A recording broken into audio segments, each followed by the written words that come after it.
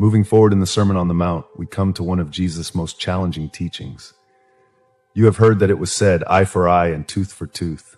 But I tell you, do not resist an evil person. If anyone slaps you on the right cheek, turn to them the other cheek also. Matthew 5, verse 38-39. Wow, wait a minute. Is Jesus saying we should be weak and let people walk all over us? No, not at all. What Jesus is proposing here is nothing less than a revolution in human relationships.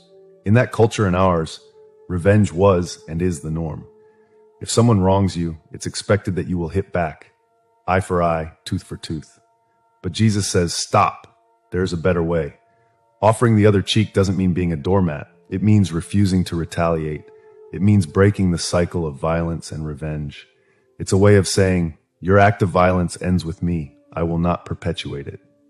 But Jesus goes even further. He says, love your enemies, bless those who curse you, do good to those who hate you, and pray for those who mistreat you and persecute you. Matthew 5:44. This is perhaps the most radical command of all. It goes against every natural instinct we have. Love our enemies, bless those who curse us.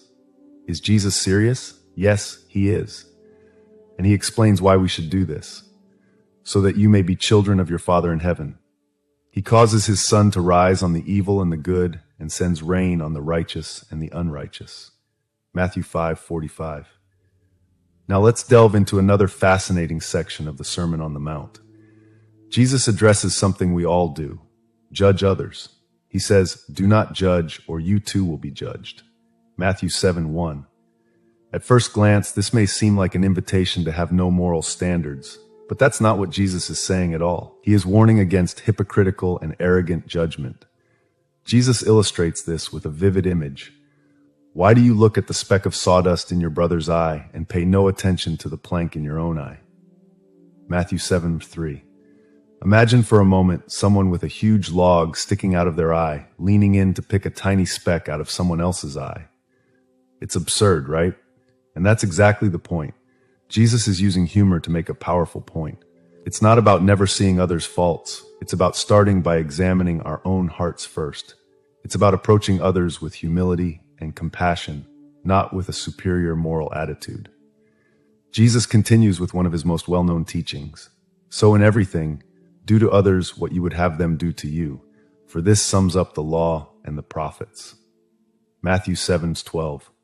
This is the famous golden rule, and it is revolutionary in its simplicity. It doesn't say, don't do to others what you don't want them to do to you, which is easier because it only requires us to refrain from harmful actions. Instead, it challenges us to take the initiative to do good.